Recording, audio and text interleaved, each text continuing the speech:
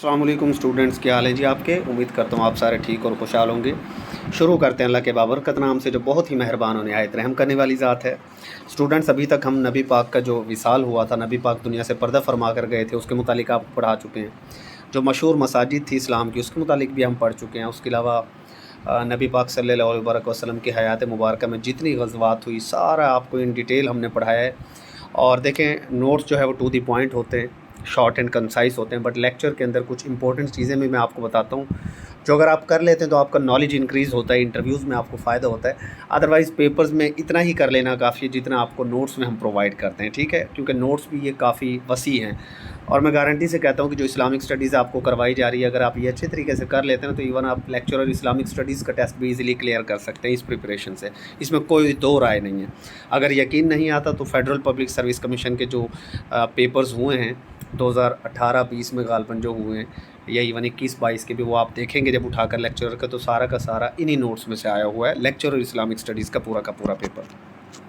تو جناب نبی پاک صلی اللہ علیہ وسلم جب اس دنیا سے چلے گئے تو اس کے بعد خلافت راشدہ کا دور شروع ہوا ہے، اور خلفائے راشدین یا خلافت راشدہ کا جو دور ہے یہ تقریباً 30 سال پر محیط ہے۔ کتنے سال پر محیط ہے اسٹوڈنٹس؟ 30 سال پر۔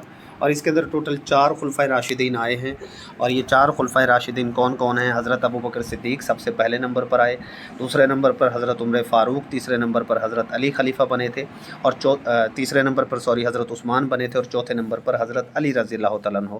تو اس طرح ٹوٹل 4 خلفائے راشدین آئے، اور ان کا جو ٹوٹل عرصہ ہے وہ 30 سال کا رہا۔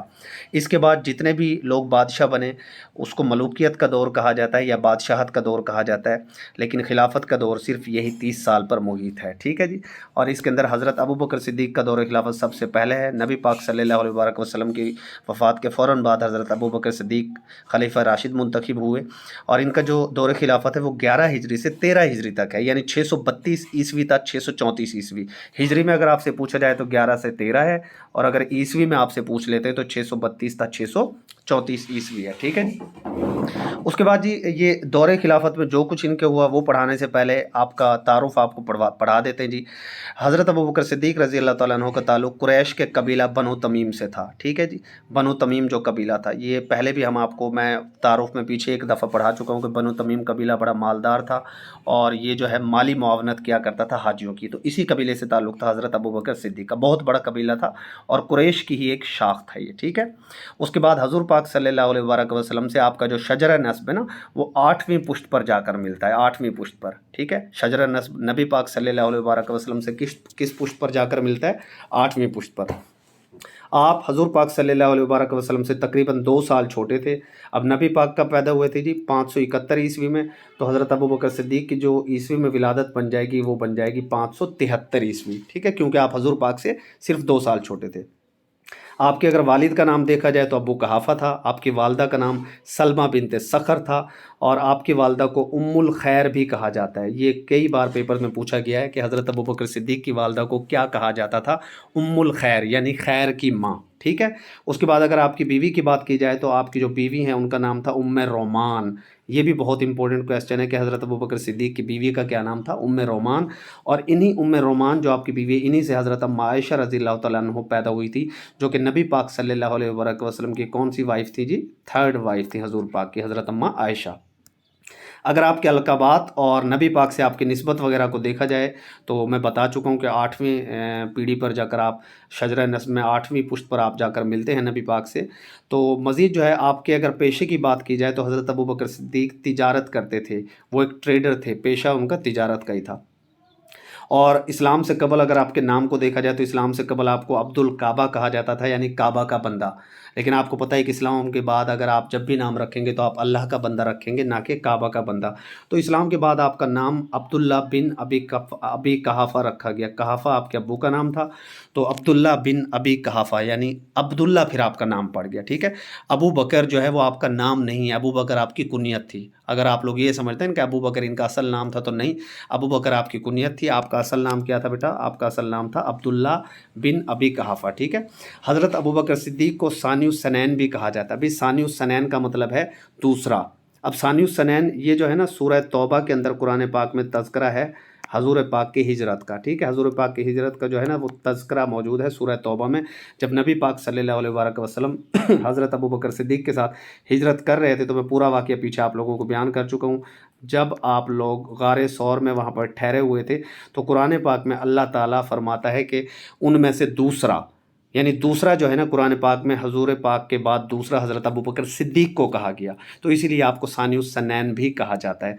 आपकी अगर कुनियत की बात की जाए तो आपकी कुनियत अबू बकर थी, और अलक़ाबात में आपको सिद्दीक़ कहा जाता है और अतीक भी कहा जाता है, ठीक है। अतीक आप साथी थे नबी पाक सल्लल्लाहु अलैहि वसल्लम के। सिद्दीक़ आपने शब मेराज के मौका पर आपको सिद्दीक़ का लक़ब दिया गया, ठीक है। जब शब मेराज नबी पाक सल्लल्लाहु अलैहि वसल्लम की मेराज हुई थी ना, तो कुफ़ार नबी पाक सल्लल्लाहु अलैहि वसल्लम को उस वक्त नऊज़ुबिल्लाह तमस्खुर बना रहे थे और कहते थे कि जी देखो जी, मुसलमानों का नबी कहता मैं एक रात में जन्नत दोज़ख घूम के आ गया। तो हज़रत अबू बकर सिद्दीक़ से किसी काफिर ने पूछा कि ए सिद्दीक़, क्या ए अबू बकर, क्या आप भी इस बात पर यकीन रखते हैं कि तुम्हारे नबी जो है वो एक रात में जन्नत दोज़ख घूम कर आ गए? तो हज़रत अबू बकर सिद्दीक़ ने कहा कि जी, पहले उन्होंने ना नबी पाक का नाम नहीं लिया था, उन्होंने कहा कि जी कोई अगर कहे कि मैं जी पूरी एक रात में जो है सारी दुनिया घूम के अपना जन्नत और दोज़ख के नज़ारे करके आ गया एटसेट्रा, तो क्या आप मान लेंगे? तो हज़रत अबू बकर सिद्दीक़ ने कहा कि नहीं जी, मैं बिल्कुल भी इस बात को नहीं मानने वाला।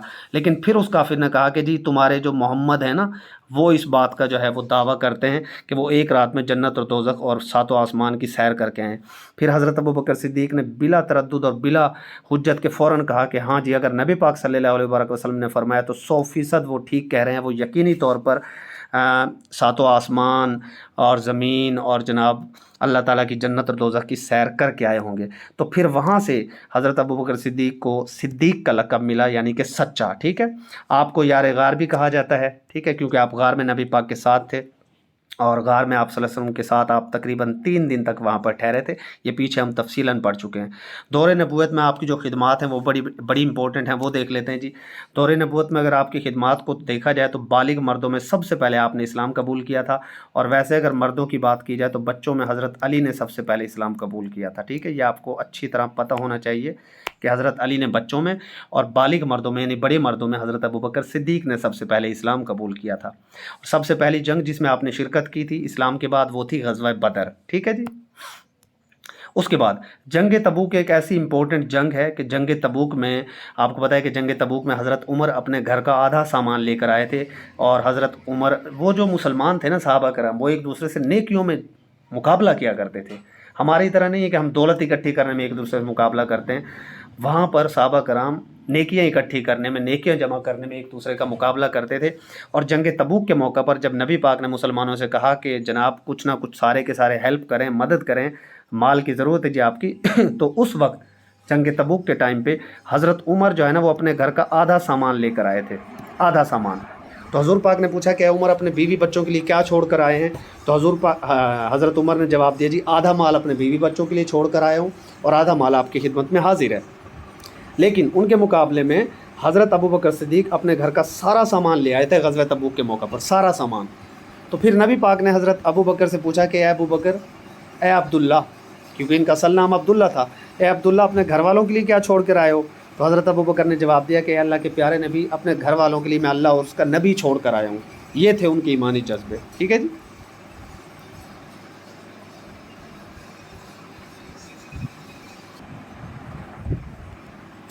अच्छा जी, जब हिजरत करके हज़रत अबू बकर सिद्दीक़ हज़ूर पाक सल्लल्लाहु अलैहि वसल्लम के साथ पहुँचे थे मदीना मुनव्वरा में, तो आपको पता है कि नबी पाक सल्लल्लाहु अलैहि वसल्लम तो उनकी ऊँटनी हज़रत अबू अय्यूब अंसारी के घर के सामने बैठी थी, तो वो हज़रत अबू अय्यूब अंसारी के घर पर रुके थे। कितने माह रुके थे, ये मेरा आपसे वंस अगेन दोबारा क्वेश्चन है, डिस्कशन फोरम पर या कमेंट्स में ज़रूर बताइएगा। लेकिन आपसे क्वेश्चन पूछा जा सकता है कि हज़रत अबू बकर सिद्दीक़ भी तो नबी पाक के साथ गए थे ना हिजरत में, तो वो कहाँ पर रुके थे? तो ये बड़ा इंपॉर्टेंट क्वेश्चन है कि हिजरत के बाद मदीना में हज़रत अबू बकर सिद्दीक़ मकाम सख पर रुके थे, मकाम सख। और ये जो मकाम है ये हज़रत खारजा बिन ज़ैद की जगह थी, हज़रत खारिजा बिन ज़ैद, और ये वही हज़रत खारिजा बिन ज़ैद हैं जो मवाक़ात मदीना के मौका पर आपके भाई बने थे। ये बड़ा इंपॉर्टेंट क्वेश्चन है कि हज़रत अबू बकर सिद्दीक़ के भाई कौन बने थे? खारिजा बिन ज़ैद। और इन्हीं के मकाम पर, इन्हीं की मलकियत वाली जगह मकाम सख पर आप ठहरे थे हिजरत के बाद। बहुत इंपॉर्टेंट क्वेश्चन थे ये। اس کے بعد یہ ایک اور بڑی خدمت، حضرت بلال کو بھی حضرت ابوبکر صدیق نے ہی خرید کر آزاد کروایا تھا۔ حضرت بلال کا جو مالک تھا، جس نے آپ کو غلام بنا رکھا تھا، اس کا نام آپ مجھے بتائیں گے، پیپرز میں کئی بار پوچھا جاتا ہے۔ ایک آدھ چیز میں آپ لوگوں کے لیے بھی چھوڑتا ہوں۔ حضرت بلال کی جو آپ نے قیمت ادا کی تھی، اس کے علاوہ آپ نے اپنا ایک غلام تھا فستاس، وہ بھی اس کافر کو دیا تھا حضرت بلال کے بدلے میں۔ مطلب وہ جو کافر تھا نا، حضرت بلال کا جو مالک تھا، اس نے صرف قیمت لے کر حضرت بلال کو نہیں چھوڑا تھا، یہ بھی میں آپ کے غلط فہمی دور کر دوں، بلکہ حضرت ابوبکر صدیق نے اپنا ایک غلام فستاس بھی حضرت بلال کے بدلے میں دیا تھا، کیونکہ حضرت بلال مسلمان ہو چکے تھے، کلمہ پڑھتے تھے، اور ان پر ان کا جو ظالم مالک ہے وہ بہت زیادہ ظلم و ستم کرتا تھا، تپتی ریت پر لٹا دیا جاتا اور سینے پر ایک پتھر رکھ دیا جاتا، اور جناب ظاہری سی بات ہے یار، اس کی بات جو ہے آپ کو جو ہے جلتی ہوئے کوئلوں کے اوپر لٹا دیا جاتا حضرت بلال رضی اللہ تعالیٰ عنہ کو، اور پھر آپ کے سینے پر ایک بھاری پتھر رکھ دیا جاتا، وہ آگ آپ کی کمر کی جو چربی گھل کر، مطلب وہاں پر استغفر اللہ، اللہ معاف کرے، نعوذ باللہ، وہاں پر جو گرتی تھی نا، اس سے پھر وہ آگ بجھتی تھی۔ اتنا ظلم حضرت بلال حبشی نے برداشت کیا، لیکن پھر بھی وہ کلمہ حق بولتے رہے اور انہوں نے اپنے دین کو نہ چھوڑا۔ میں اسی لیے کہتا ہوں کہ دنیاوی خواہشات کے چکر میں اپنے ایمان پر کبھی کمپرومائز نہ کریں، کبھی بھی اپنی زندگی میں اپنے ایمان پر کمپرومائز مت کرنا، ٹھیک ہے؟ اور دیکھیں، دولت جو ہے آ جاتی ہے، بٹ ایمان اگر آپ کا چلا گیا نا تو پھر بربادی ہے۔ دنیا بڑی عارضی سی چیز ہے، اس کے چکر میں اپنا ایمان کبھی خراب نہ کریں۔ تو حضرت بلال کو بہرحال آپ نے آزاد کروایا، اور نبی پاک صلی اللہ علیہ وسلم کی بھی خواہش تھی تو آپ نے ان کی خواہش کو پورا کیا۔ اس کے بعد حضور پاک نے حضرت ابوبکر صدیق کے متعلق فرمایا تھا کہ جان و مال کے لحاظ سے مجھ پر اگر کسی کا احسان ہے تو وہ سب سے بڑا احسان ابوبکر کا ہے، ٹھیک ہے جی۔ حضرت ابوبکر صدیق نے مسجد نبوی کے لیے بھی جگہ خرید کر دی تھی، اور کن سے خریدی تھی یہ پچھلے لیکچرز میں ہم بتا چکے ہیں۔ اب آپ اس کو ریکال کر کے کمنٹس میں اور ڈسکشن فورم پر بتائیں گے کہ مسجد نبوی کی جو جگہ ہے وہ کس سے خریدی گئی تھی، جو حضرت ابوبکر صدیق نے خرید کر دی تھی۔ حضرت ابوبکر صدیق حضور پاک نے حضرت ابوبکر صدیق کے لیے دعا بھی دی تھی کہ تیرا چہرہ درخشاں رہے، ٹھیک ہے۔ اس کے علاوہ آپ ہی ہیں جن کی امامت میں نبی پاک نے نماز پڑھی تھی۔ جب نبی پاک صلی اللہ علیہ وسلم بیمار ہو گئے تھے، علیل ہو گئے، تو اس وقت 17 نمازوں کی جماعتیں، 17 نمازوں کی امامت حضرت ابوبکر صدیق نے کروائی تھی۔ یہ بھی بہت امپورٹنٹ کویسچن ہے، آپ سے پوچھا جا سکتا ہے کہ کتنی نمازیں تھیں جن کی امامت حضور پاک کے دور میں ان کے علالت کے وقت حضرت ابوبکر صدیق نے کروائی تھی، تو وہ 17 نمازیں تھیں، ٹھیک ہے۔ خطبہ حجت الوداع کے موقع پر بھی آپ کے جو سفر میں ساتھ تھے وہ کون تھے؟ حضرت ابوبکر صدیق۔ دیکھ لیجیے آپ، مطلب یار غار آپ ہیں، ہجرت کے وقت آپ نبی پاک کے ساتھ تھے، خطبہ حجت الوداع کے موقع پر جو نبی پاک سفر کر کے گئے اپنی اونٹنی پر بیٹھ کر، ٹھیک ہے، اس وقت بھی حضرت ابوبکر صدیق ہی آپ کے ساتھ تھے۔ اور حضور پاک کی اونٹنی کا نام کئی بار ہم پڑھ چکے ہیں، کسوہ تھا، ٹھیک ہے، کسوہ۔ اور اسی طرح جو غلاف کعبہ ہے اس کا نام بھی کسوہ ہے، ٹھیک ہے۔ یہ کسوہ ہے، وہ غالباً کسوہ ہے، لیکن وہ لکھا ایک ہی طرح جاتا ہے۔ غلاف کعبہ کا نام بھی کسوہ ہی ہے، یاد رکھیے گا۔ اس کے بعد جی، اب ذرا نبی پاک صلی اللہ علیہ وسلم جب اس دنیا سے پردہ فرما گئے تو ظاہر خلافت کا ایشو تھا، اور کسی نہ کسی کو مسلمانوں کا خلیفہ بننا تھا، کسی نہ کسی کو مسلمانوں کی باغ دوڑ سنبھالنی تھی۔ تو خلافت کی بیعت کا معاملہ جو ہے حضرت ابوبکر صدیق کی جو خلافت ہے نا، وہ ایک مقام جس علاقے میں ہوئی ہے وہ علاقہ کہلاتا ہے سقیفہ بنی ساعدہ۔ سقیفہ بنی ساعدہ انگلش میں بھی آئے گا تو وہ سقیفہ بنی ساعدہ انگلش میں لکھ دے گا سمپل، تو انگلش اردو کوئی ایسا ایشو نہیں ہوتا، جسے اردو میں یاد ہے وہ انگلش میں بھی ایزیلی اس کو کر سکتا ہے۔ تو جناب آپ کی جو خلافت کی بیعت لوگوں نے آپ کے ہاتھ پر جو بیعت کی تھی وہ کہاں پر کی تھی؟ سقیفہ بنی ساعدہ کے مقام پر۔ یہ انصاریوں کے ایک علاقہ تھا، ٹھیک ہے، مدینہ کے اندر ہی۔ انصاریوں میں سب سے پہلے حضرت بشیر بن سعد نے آپ کی بیعت کی تھی۔ حضرت بشیر بن سعد نے سب سے پہلے آپ کے ہاتھ پر بیعت کی، آپ کو خلیفہ مانا تھا۔ اور ایک انصاری ایسا بھی تھا جس نے پوری زندگی آپ کی خلافت کو قبول نہیں کیا تھا، وہ کون تھا؟ اس لیکچر کے اینڈ میں وہ آ بھی جائے گا، بٹ اگر آپ کو پتہ ہے تو آپ کمنٹس میں آپ بھی بتائیے گا، اور سوچیں اگر آپ کو پتہ ہے تو یہ سمجھ لیں اسی دوران میں نے آپ کا ٹیسٹ لے لیا، ویسے لیکچر کے اینڈ میں آ جائے گا۔ تو انصاریوں میں سب سے پہلے آپ کی بیعت کس نے کی؟ حضرت بشیر بن سعد نے کی تھی۔ اور مہاجرین میں جو آپ کے ساتھی تھے حضرت عمر رضی اللہ تعالیٰ عنہ، انہوں نے آپ کے ہاتھ پر بیعت کی۔ اور حضرت ابو عبیدہ نے آپ کی بیعت سب سے پہلے کی ہے، ٹھیک ہے۔ اگر وہاں پر پوچھ لیا جائے نا کہ سب سے پہلے آپ کی بیعت کس نے کی تھی، تو حضرت ابو عبیدہ، ٹھیک ہے جی، یاد رکھیے گا، حضرت ابو عبیدہ نے سب سے پہلے کی ہے۔ انصاریوں میں حضرت بشیر نے کی ہے سب سے پہلے، اور مہاجرین میں حضرت عمر رضی اللہ تعالیٰ عنہ نے کی ہے، ٹھیک ہے۔ उसके बाद जी हज़रत अबू बकर सिद्दीक़ ने मदीना का काजी या मदीना में जो जज है, जो लोगों के दरमियान इंसाफ बांटता था, वो हज़रत उमर रज़ियल्लाहु तआला अन्हु को बनाया है। और क्या ही कहने हज़रत उमर रज़ियल्लाहु तआला अन्हु के कि आपने इस मनसब पर बैठकर लोगों के साथ जो अदल किया है, ज़बरदस्त किस्म का अदल किया, और आपकी अदालत का जो अदल है वो मशहूर है दुनिया में। ठीक है जी। तो मदीना का काजी हज़रत अबू बकर सिद्दीक़ के दौर में कौन थे? हज़रत उम्र थे।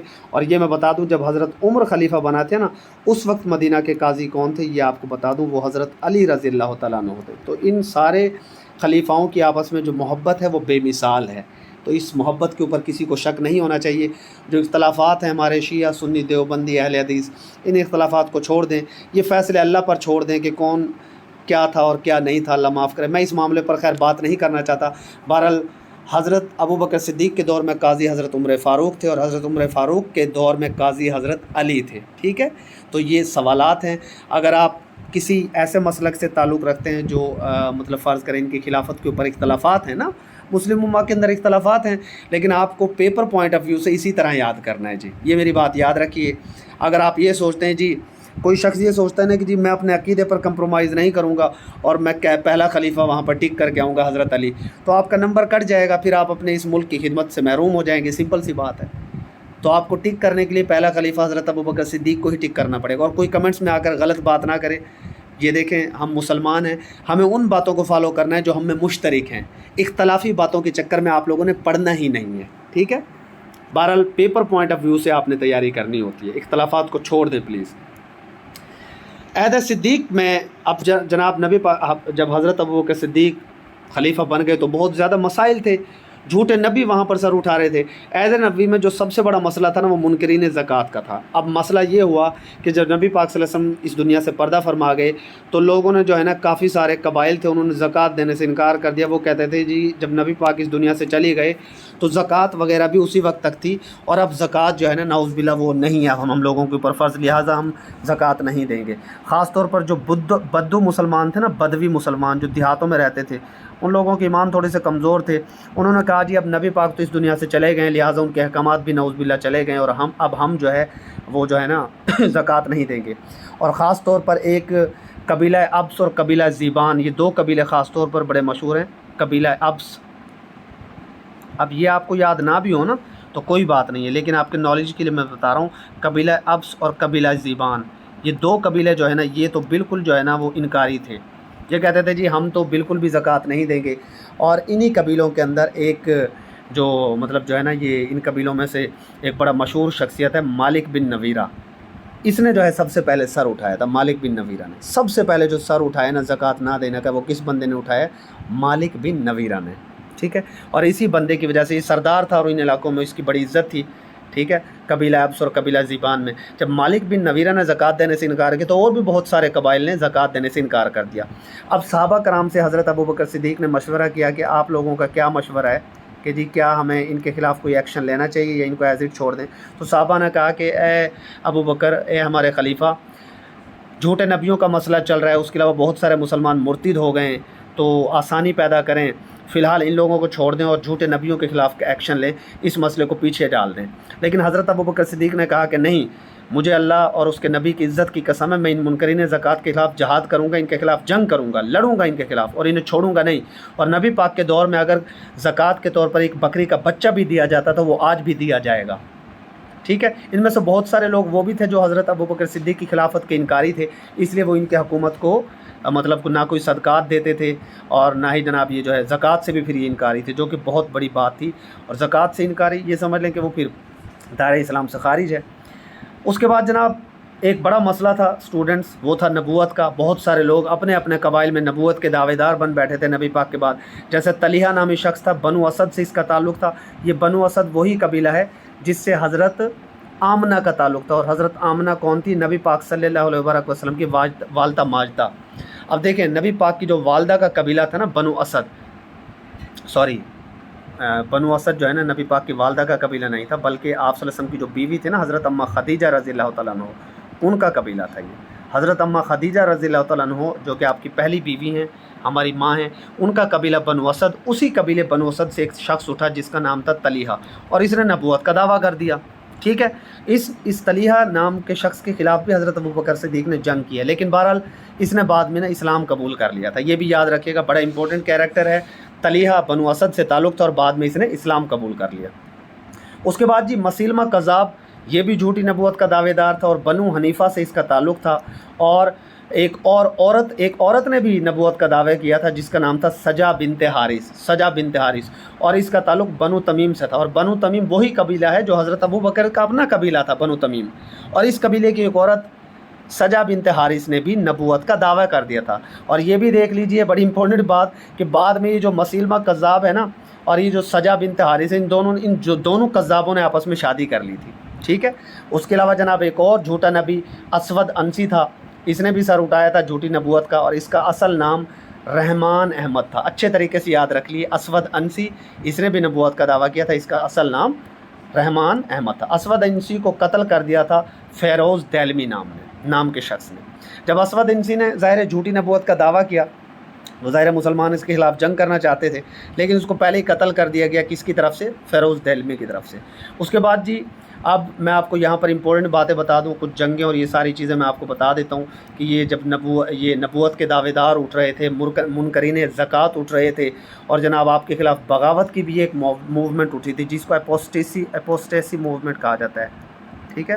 اپوسٹیسی موومنٹ کا مطلب ہے کہ بغاوت کی موومنٹ، جو آپ کی خلافت کو ہی نہیں مانتے تھے. تو یہ اپوسٹیسی موومنٹ بھی آپ کے دور میں ہی اٹھی تھی، اور مرتدین جنہوں نے اسلام کو ہی چھوڑ دیا تھا وہ بھی آپ کے خلاف تھے. تو اپوسٹیسی موومنٹ اکثر پیپرز میں پوچھا جاتا ہے کہ اپوسٹیسی موومنٹ یا بغاوت کی موومنٹ کس خلیفہ کے دور میں سب سے پہلے اٹھی ہے؟ تو یہ حضرت ابوبکر صدیق کے دور میں سب سے پہلے اٹھی ہے. اس کے علاوہ حضرت عثمان کے خلاف بھی بغاوت ہوئی تھی بلوائیوں کی طرف سے وہ ایک علیحدہ بات ہے، آگے پڑھیں گے اس کو. اچھا جناب، جب آپ نے خلافت سنبھالی ہے نا تو ظاہر ہے خلافت سنبھالتے ہی سب سے بڑا جو مسئلہ تھا نا وہ ارتداد کا مسئلہ تھا، یعنی مرتدین جو لوگ اسلام چھوڑ رہے تھے. ٹھیک ہے. مرتدین، اور اس کے علاوہ منکرین زکوٰۃ کا مسئلہ تھا، جھوٹے نبیوں کا مسئلہ تھا. تو ان سارے مسائل کو حل کرنے کے لیے آپ نے ایک بڑا لشکر تیار کیا ہے حضرت ابوبکر صدیق نے، اور اس لشکر کو آپ نے 11 حصوں میں تقسیم کیا، یعنی ٹوٹل 11 دستے بنائے گئے ان سارے مسائل سے نمٹنے کے لیے. اور مرتدین کے خلاف لڑنے کے لیے جو سب سے پہلا لشکر گیا ہے وہ حضرت جو آپ کے ان کا جو امیر بنایا گیا وہ حضرت اسامہ بن زید کو بنایا گیا. حضرت اسامہ بن زید کو ان دستوں کا امیر بنایا گیا. ٹھیک ہے. اور سب سے پہلی لڑائی مقام ابرک پر لڑی گئی ہے. ٹھیک ہے. یہ عہد صدیقی کی سب سے پہلی مہم تھی جو حضرت اسامہ بن زید کی سربراہی میں لڑی گئی اور فتح ہوئی ہے. وہ جو قبیلہ ابس تھا اور قبیلہ زیبان جنہوں نے زکوٰۃ سے انکار کیا تھا، ان سب کو شکست ہوئی ہے، بڑی بدترین ان کو شکست ہوئی ہے. ٹھیک ہے. اور پھر اس کا ایک یہ بھی وہ ہوا فائدہ کہ ان کی جتنی چراگاہیں تھیں نا، یہ جو لوگ انکاری تھے کہ جی ہم زکوٰۃ نہیں دیں گے، ان کی ساری چراگاہیں نا مسلمانوں کے گھوڑے تھے نا، پھر ان کے لیے وہ وقف کر دی گئی تھی. اب جب قبائل نے دیکھا جی مسلمان تو قبضے کیے جا رہے ہیں ہماری چراگاہوں پر اور ان کے گھوڑے اس میں چر رہے ہیں، تو پھر یہ سارے راہ راست پر آ گئے اور باقی قبائل نے بھی ان سے عبرت حاصل کی. یہ جو خاص طور پر قبیلہ ابس اور زیبان قبیلہ تھا، باقی قبیلوں نے بھی ظاہر ان سے پھر عبرت حاصل کی اور پھر انہوں نے زکوٰۃ دینا شروع کر دیا تھا. ٹھیک ہے. اچھا جی، اس کے بعد منکرین زکوٰۃ کا خاتمہ، منکرین زکوٰۃ کے بعد جو ہے نبوت کے جو جھوٹے دعوے دار تھے ان کے خلاف آپ کو ظاہر جنگ کرنی تھی. ٹھیک ہے. باقاعدہ جنگ کا آغاز ہوا. تو سب سے پہلی جنگ جو نبوت کے دعوے داروں کے خلاف لڑی گئی وہ جنگ یمامہ تھی. جنگ یمامہ. ٹھیک ہے. اور جنگ یمامہ سب سے پہلی جنگ ہے حضرت ابوبکر صدیق کے دور میں جو جھوٹے نبیوں کے خلاف لڑی گئی. اور یہ جنگ کب لڑی گئی؟ 632 عیسوی میں. اچھا بھائی، 632 عیسوی میں جو جنگیں لڑی گئی ہیں نا، آپ ان کی نا ایک لسٹ علیحدہ سے بنا لیں گے. اب دیکھیں 632 میں جنگ یمامہ ہے، میں تفصیل بعد میں بتاتا ہوں. اور اس کے بعد جناب جو ہے 632 میں ہی جنگ سلاسل ہے جو ایرانیوں کے خلاف بعد میں لڑی گئی ہے. اور اس کے بعد جو سب سے بڑی اور آخری جنگ تھی آپ کی وہ جنگ اجنادین 634 میں تھی. ٹوٹل 3 بڑی جنگیں ہیں. جنگ یمامہ 632 میں، جنگ سلاسل جو ہے وہ جنگ سلاسل 632 میں، اور جنگ اجنادین 634 میں. تو ٹوٹل 3 جنگیں، آپ ان کو رٹا لگا لیجئے گا اچھی طرح. ٹھیک ہے. اب ہم دیکھ لیتے ہیں جی ایک ایک کر کے. جنگ یمامہ 632 عیسوی میں لڑی گئی اور یہ کس کے خلاف لڑی گئی ہے جناب؟ मसीलमा कज़्ज़ाब के खिलाफ, जो झूठी नबूवत का दावेदार था ये खबीस बंदा, और ये 40,000 का लश्कर लेकर आया था मुसलमानों के खिलाफ। मुसलमान भी तकरीबन 13,000 का लश्कर लेकर इसके खिलाफ पहुँचे हैं, और इस जंग में मुसलमानों के सिपह सालार द ग्रेट हज़रत खालिद बिन वलीद थे, जिन्हें हराना मुश्किल ही नहीं नामुमकिन था। उसके बाद मसीलमा को जब शिकस्त होने लगी तो जान बचाने के लिए फिर भागा है, और जब जान बचाने के लिए भागा है तो ज़ाहिर है मसीलमा का ताल्लुक़ बनु हनीफ़ा से था, तो इसने अपने उसी बाग में जाकर फिर पनाह ली है मसीलमा ने, और फिर इसका पीछा किया है किसने? हज़रत वहशी बिन हर्ब ने इसका पीछा किया, और हज़रत वहशी बिन हर्ब रज़ियल्लाहु तआला अन्हु ने इसे जाकर कत्ल कर दिया। हज़रत वहशी बिन हर्ब ये वही साहबी हैं जिन्होंने हज़ूर पाक के चचा हज़रत हमज़ा को कत्ल किया था हिंदा के कहने पर, और हज़ूर पाक कहा करते थे हज़रत वहशी बिन हर्ब से कि ए वहशी तू मेरे सामने ना आया कर, तकलीफ़ होती है। ठीक है, हज़ूर पाक की वफ़ात के बाद हज़रत वहशी बिन हर्ब ने झूठे नबी मसीलमा कज़्ज़ाब को कत्ल किया था। तो ये इनकी बहुत बड़ी खिदमत थी दीन के लिए। ठीक है, इसको अच्छे तरीके से याद करें। देखिए कनेक्शंस बनाया करें सवालों के आपस में। इस जंग में हज़रत अबू दुजाना जो नबी पाक के बड़े प्यारे साहबी थे वो भी शहीद हो गए थे, हज़रत अबू दुजाना। तो ये जो जंग यमामा है झूठे नबियों के ख़िलाफ़, आजकल कादियानियों के लोग नौज़ बिल्ला वकालत कर रहे होते हैं कुछ हमारे बेगैरत इधर के पाकिस्तानी, तो आपको कादियानियों की बिल्कुल भी जो है ना हिमायत नहीं करनी चाहिए। वो तो अहमद मिर्ज़ा को जो है नबी मानते हैं, झूठे नबी की वो पैरवी करते हैं, जबकि हमारे खलीफा राशिद हज़रत अबू बकर सिद्दीक़ ने झूठे नबियों के ख़िलाफ़ जो है वो ऐलान जंग किया है, और अबू दुजाना जैसे साहबी इस जंग में शहीद हो गए। इसके अलावा जनाब जो है इस जंग में मुसलमानों को काफ़ी बड़ा नुकसान पहुंचा था। 70 हुफ़ाज़ कराम शहीद हो गए थे जंग यमामा में, 70 हुफ़ाज़ कराम जिनके सीने में कुरान था। अब हज़रत अबू बकर सिद्दीक़ को ख़तरा होने लगा कि यार कुरान पाक की हिफाजत अल्लाह ताला के ज़िम्मे है, तो कुरान पाक का तदवीन का काम किसी से तो अल्लाह पाक ने लेना था ना।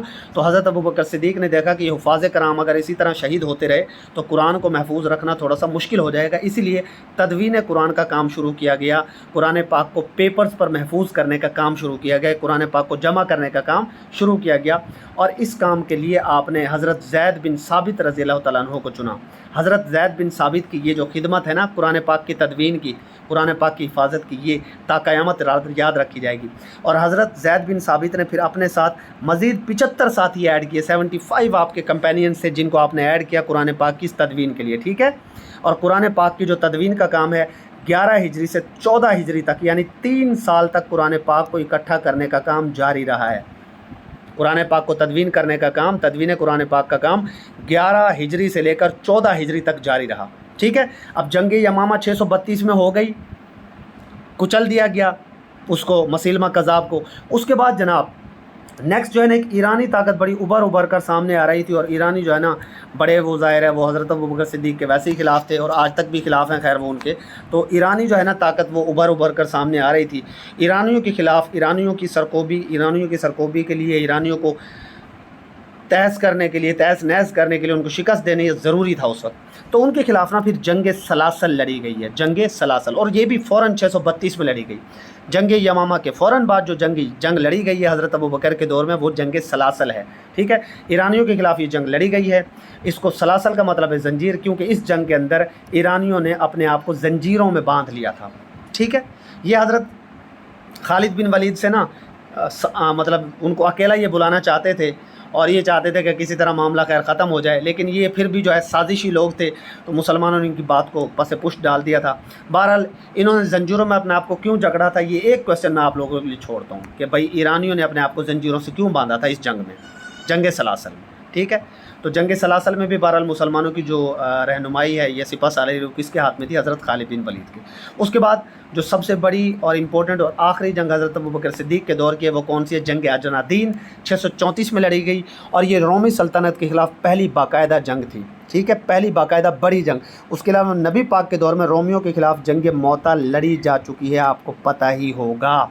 ठीक है, लेकिन जंग अजनादीन 634 में हज़रत अबू बकर सिद्दीक़ के दौर में लड़ी गई, और जंग अजनादीन में मुसलमानों की सिपह सालार वंस अगेन खालिद बिन वलीद थे, और रोमियों का सिपह सालार थियोडर था। थियोडर एक बहुत मतलब मशहूर जंगजू था रोमियों का, थियोडर। ठीक है, अक्सर आप फिल्म्स वगैरह देखते हैं तो उसमें भी रोमियों की तरफ से थियोडर को बहुत ज़्यादा दिखाया। थियोडर का डर था अच्छा खासा रोमियों में। ठीक है, आम रोमी जो है ना थियोडर से डर के रहते थे। ठीक है, उसके बाद जनाब इस जंग के अंदर ना तकरीबन 3000 मुसलमान शहीद हुए। मुसलमान इस जंग में रोमी सल्तनत को मुकम्मल तौर पर ख़त्म नहीं कर सके थे। बहरहाल काफ़ी हद तक रोमी सल्तनत को मुसलमान कमज़ोर करने में कामयाब हो गए थे। पहले जंग मौता के ज़रिए कमज़ोर किया और फिर दूसरी जंग अजनादीन हज़रत अबू बकर सिद्दीक़ के दौर में लड़ी गई। फिर इसमें आप लोगों ने आपने मुसलमानों ने इनकी सल्तनत को काफ़ी हद तक कमज़ोर कर दिया था। मुसलमान लगातार हमले करते रहते थे मुखालिफ सल्तनतों के ऊपर और आखिरकार फतह कर लेते थे। ठीक है, अहद सिद्दीक़े का आखिरी मार्का यही जंग अजनादीन है। कुछ मज़ीद मशहूर लड़ाइयाँ हैं छोटी छोटी सी जंग, जैसे जंग बसरा है, ठीक है, फ़तह शाम है, जंग फ़राज है, जंग अलीस है। इनको आप ख़ुद से देख लीजिएगा, लेकिन इनमें जो इंपॉर्टेंट चीज़ें मैं थोड़ी थोड़ी सी आपको बता देता हूँ। ठीक है, जैसे हज़रत खालिद बिन वलीद को फ़ातह दमिश्क, फ़ातह यमन और फ़ातह बसरा कहा जाता है। तो आप इसको ना थोड़ा सा इस तरीके से याद कर लीजिए। हज़रत खालिद बिन वलीद को ना आप यहाँ जनाब इस तरीके से याद कर लीजिए कि BDY कौन है? हज़रत खालिद बिन वलीद। आप इस तरह याद कर लें, BDY कौन है जी? हज़रत खालिद बिन वलीद। B से बसरा का फ़तह किया आपने, D से दमिश्क को आपने फ़तह किया और Y से आपने यमन को फ़तह किया। ठीक है, जंग बसरा में भी मुसलमानों का मुकाबला बाज़ंतीनियों से आप लोगों ने किया था। ठीक है, जंग बसरा में, और हज़रत खालिद बिन वलीद ने ही बसरा को फ़तह किया था। इसके अलावा हज़रत खालिद बिन वलीद ने किस किस को फ़तह किया जी? दमिश्क को फ़तह किया, यमन को फ़तह किया। तो इसलिए मैंने BDY कर दिया। BDY, B से बसरा, D से दमिश्क और Y से यमन, आपने जो फ़तह किया। उसके बाद फ़तह शाम, शाम जो है 633 ईस्वी में फ़तह हुआ था। ठीक है, जंग यमामा के फ़ौरन बाद शाम को मुसलमानों ने फ़तह किया था और हज़रत अबू उबैदा ने फ़तह किया था शाम को। देखें, हज़रत अबू बकर सिद्दीक़ के दौर में ना जितनी भी फतवात हैं वो सारी हज़रत खालिद बिन वलीद के ज़िम्मे हैं। ये जहन में रखिएगा। एक वाहिद फ़तह जो शाम की है वो हज़रत अबू उबैदा के ज़िम्मे है। और उसकी भी वजह क्या है? उसकी भी वजह यह है कि उस वक्त जो है ना, ये जो हज़रत खालिद बिन वलीद है वो किसी और मुहिम जोई की तरफ रवां दवा थे, इसलिए हज़रत अबू उबैदा को शाम की तरफ भेजा गया और फिर आपने शाम को फ़तह किया। ठीक है, तो हज़रत अबू उबैदा को फ़ातह शाम कहा जाता है। हज़रत अबू उबैदा फ़ातह शाम। ठीक है, उसके बाद जंग फ़राज, इसको आप ख़ुद से देख लीजिएगा। यहाँ पर भी हज़रत खालिद बिन वलीद ही लीडर थे। जंग अलीस की अगर बात की जाए तो ईसाइयों के ख़िलाफ़ यहाँ पर भी हज़रत खालिद बिन वलीद ही लीडर थे मुसलमानों के। ठीक है, अब यहाँ पर देखिए दोबारा से आ गया है कि हज़रत अबू बकर सिद्दीक़ के दौर में जो तकरीबन इलाके फ़तह हो गए थे ना, मुकम्मल तौर पर नहीं भी हुए तो काफ़ी हद तक फ़तह हो गए थे। एक तो दमिश्क था, एक शाम था, एक बसरा था और एक यमन था। यानी BDY हज़रत खालिद बिन वलीद ने फ़तह किए थे और शाम हज़रत अबू उबैदा ने फ़तह किया था। ठीक है, अब यहाँ पर एक देखें छोटी सी मिस्टेक है। एक तो दमिश्क हज़रत खालिद बिन वलीद ने फ़तह किया और एक यमन हज़रत खालिद बिन वलीद ने फ़तह किया। शाम तो जो है वो हज़रत अबू उबैदा ने फ़तह किया ना, लिहाजा ये शाम की यहाँ पर मिस्टेक है। यहाँ पर शाम की जगह पर क्या आएगा? बसरा आएगा। क्या आएगा? बसरा, क्योंकि हज़रत खालिद बिन वलीद का मैं तुक्का आपको बता चुका हूँ, BDY। इसको याद कर लें, BDY। तो ये नोट्स में कोई मिस्टेक होती है छोटी मोटी तो मैं लेक्चर में आपको वो क्लियर कर देता हूँ। फिर भी अगर आप गलत याद करते हो तो आपकी मर्ज़ी है। उसके बाद जी हज़रत अबू बकर सिद्दीक़ बीमार हो गए हैं। ये सारी फतवात और आपने बड़ी ज़बरदस्त खिदमत की दीन की।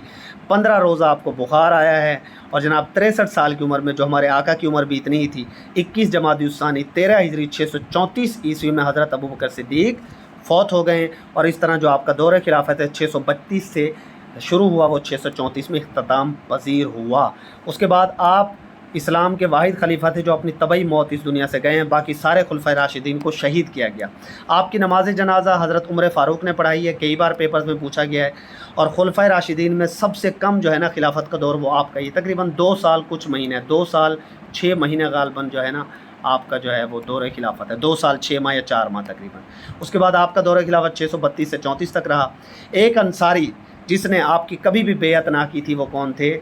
वो कौन था जनाब?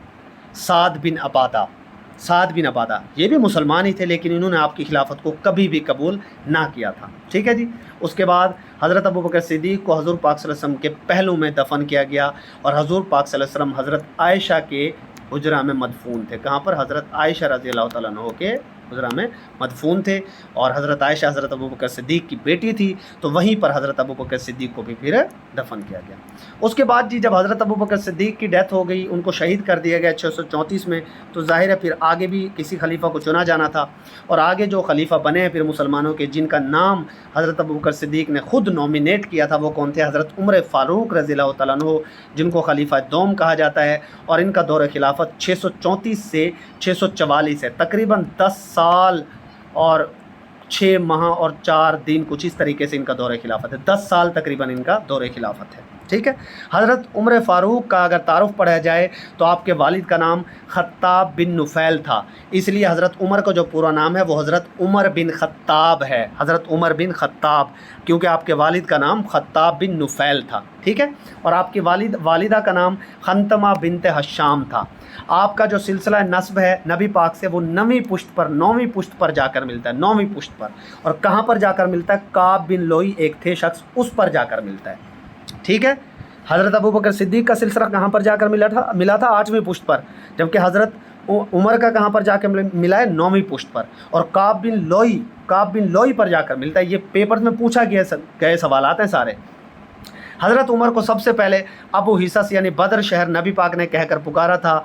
आप हज़रत पाक सल्लल्लाहु अलैहि वसल्लम से तकरीबन 10 साल छोटे थे।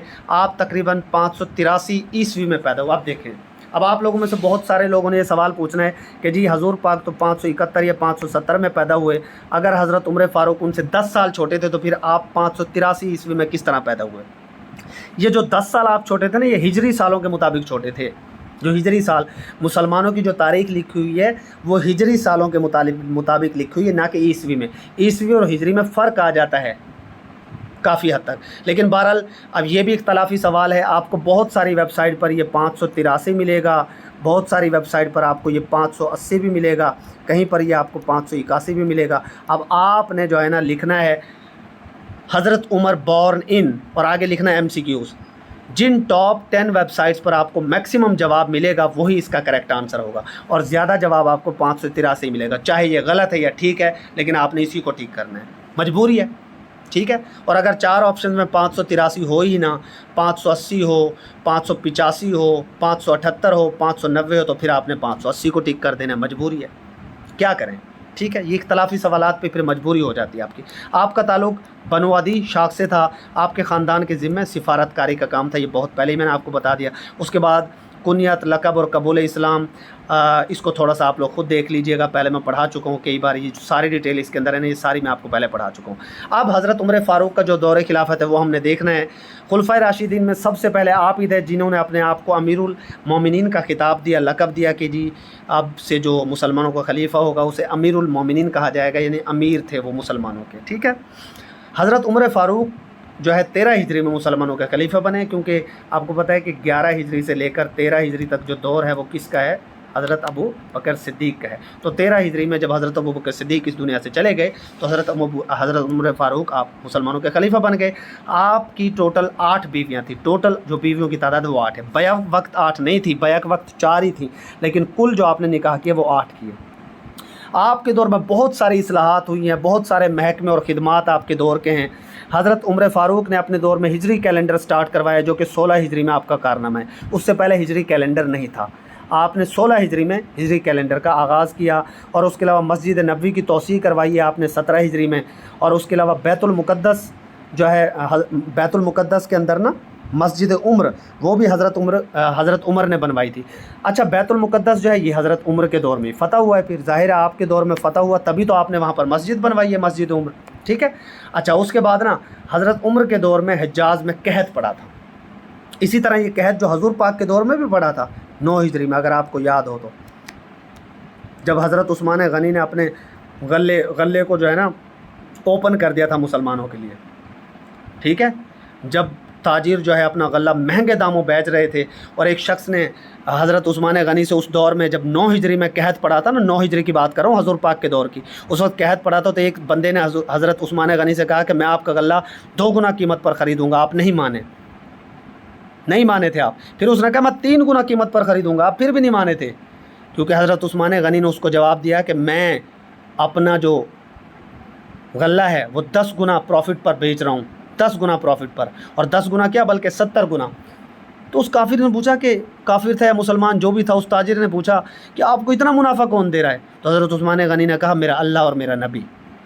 ये 9 हिजरी के कहत का वाक़या मैं बता रहा हूँ, ठीक है। उसके बाद हज़रत उमर फ़ारूक के दौर में भी कहत साली हुई काफ़ी ज़्यादा, और इस टाइम में भी हज़रत उस्मान गनी ने काफ़ी ज़्यादा मुसलमानों की मदद की थी, ठीक है।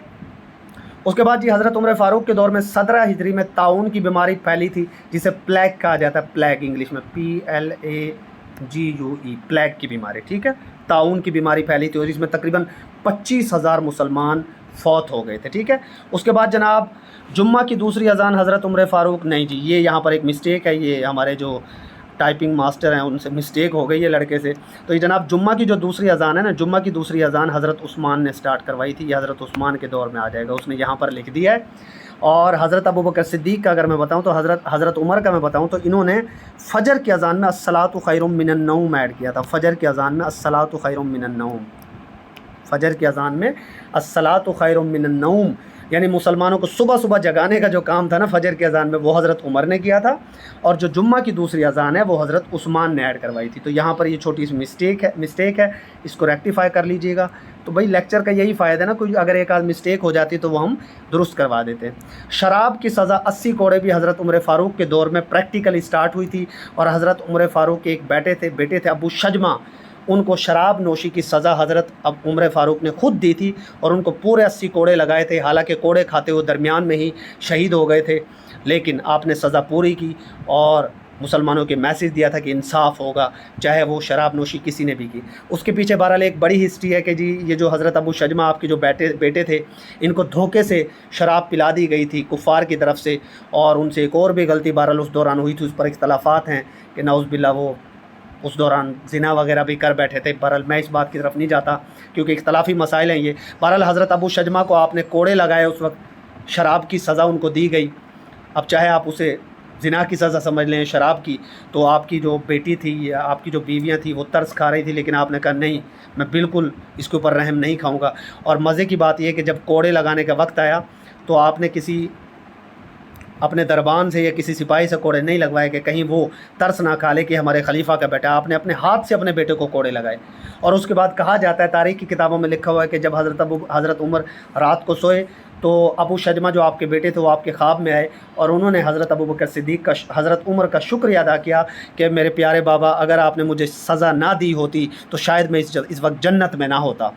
चूँकि हज़रत उमर ने उनको सज़ा दी और उनको कोड़े लगाए, उनको जब दुनिया में उनके गुनाह की सज़ा मिल गई पूरी, तो फिर अल्लाह ताला ने भी उनको बख्श दिया और वो हज़रत उमर के ख्वाब में आए और उन्होंने कहा कि ऐ मेरे बाबा आपका शुक्रिया कि आपने मेरे साथ इंसाफ किया। तो ये था उनका इंसाफ। आपके दौर में ही नमाज तरावी बाजमात शुरू हुई, उससे पहले नमाज तरावी बाजमात नहीं होती थी। हजूर पाक ने एक आध जमात इसकी करवाई है, ये नहीं करवाई, उसके ऊपर इख्तलाफात हैं, ये बातें इख्तलाफी होती हैं, इसलिए मैं इन पर बहस नहीं करता। बहरहाल आपके दौर में नमाज तरावी बाजमात शुरू हुई है और हज़रत अली ने यह जमात देख कर हज़रत अली रज़ियल्लाहु तआला अन्हु ने कहा था कि उमर आपने मस्जिदों को आबाद कर दिया है और ये बड़ी खूबसूरत बिद्दत आपने ईजाद की है। मतलब बिद्दत भी जो है ना दो किस्म की हो जाती है ना, दीन में जब कोई नया काम होता है तो उसे बिद्दत ही कहा जाता है। अब एक बिद्दत हसन है और एक बिद्दत बद है।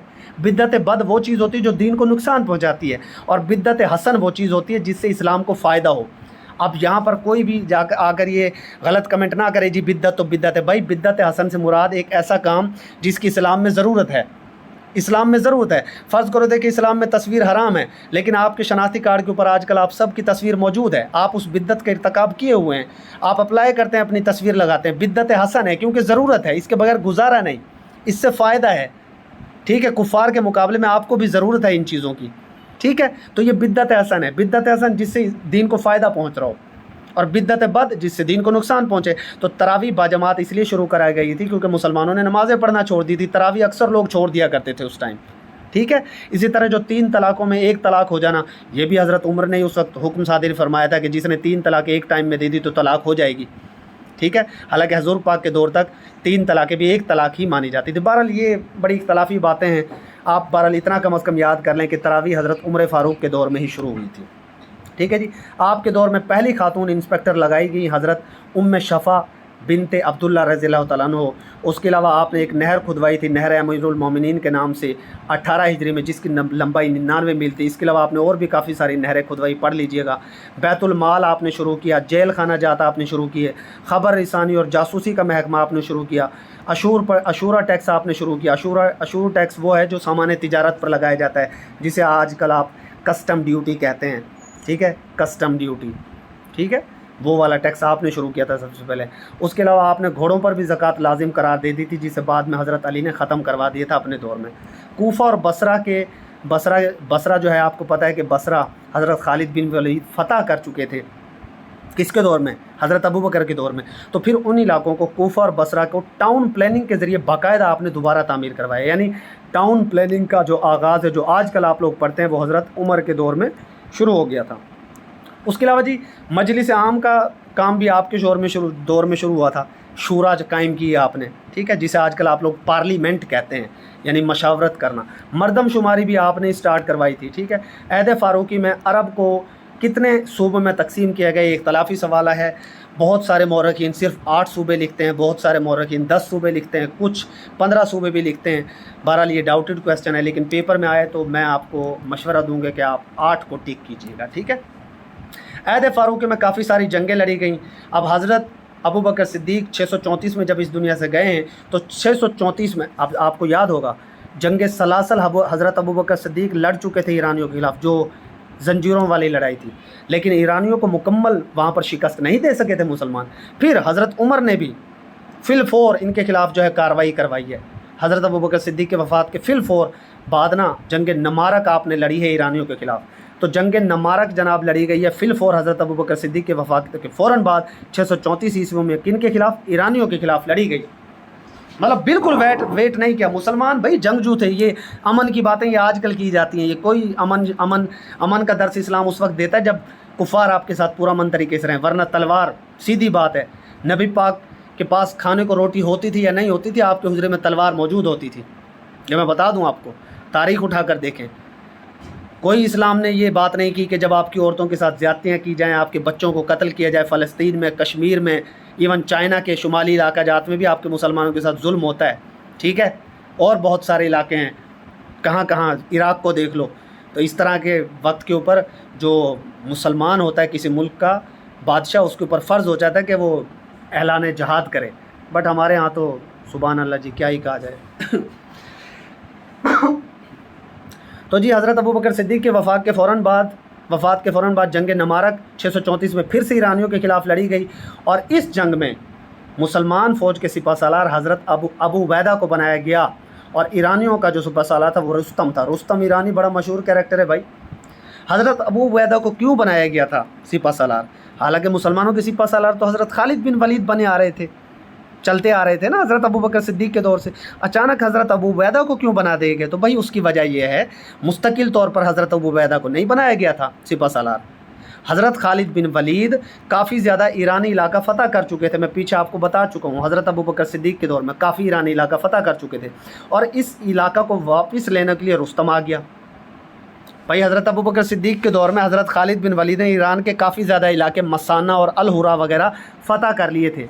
अब ईरानियों को तकलीफ़ थी, वो बदला लेना चाहते थे, तो ईरानियों का सिपाहसालार रुस्तम इन इलाकों को वापस लेने आया। उस वक्त हज़रत खालिद बिन वलीद शाम में थे, तो शाम से ईरान की तरफ का सफ़र वो उस वक्त उनके लिए मुमकिन नहीं था, ठीक है। तो इसलिए हज़रत उमर फ़ारूक ने उस वक्त हज़रत अबू उबैदा को ईरानियों के ख़िलाफ़ लड़ने के लिए भेजा था। तो याद रखिए, जंग नमारक में नहीं थे हज़रत खालिद बिन वलीद। जंग नमारक में, नून से नमारक, नून से नहीं, जंग नमारक में नहीं थे हज़रत खालिद बिन वलीद, बल्कि कौन थे? हज़रत अबू उबैदा। और ईरानी सिपाहसालार मशहूर रुस्तम उनके ख़िलाफ़ लड़ा था। रोमियों का सिपाहसालार थियोडर मशहूर है, ईरानियों का सिपाहसालार रुस्तम मशहूर है। ईरानी, रे से ईरान, रे में आता है ना ईरान में, और रुस्तम रे से। थियोडर जो है वो रोमियों का मशहूर था। थियोडर, रोमी कांपते थे रोमियों के आम लोग उससे। जंग नमारक के फ़ौरन बाद जनाब जंग जस्र है। अब ये जो जंग नमारक है, इसमें कुछ और मुसलमानों ने मज़ीद इलाके ईरान के फ़तह किए, लेकिन पूरी तौर पर मुसलमानों को फ़तह नहीं मिली। फिर फिल-फोर जंग जस्र लड़ी है। अब आप ये देख लें, जंग सलासल ईरानियों के ख़िलाफ़ जंग नमारक फिर ईरानियों के खिलाफ, और फिर हज़रत अबू बकर सिद्दीक यहाँ पर भी नहीं रुके, फिर जंग जस्र फिलफोर 634 में आपने फिर से लड़ी है ईरानियों के खिलाफ। और जंग जस्र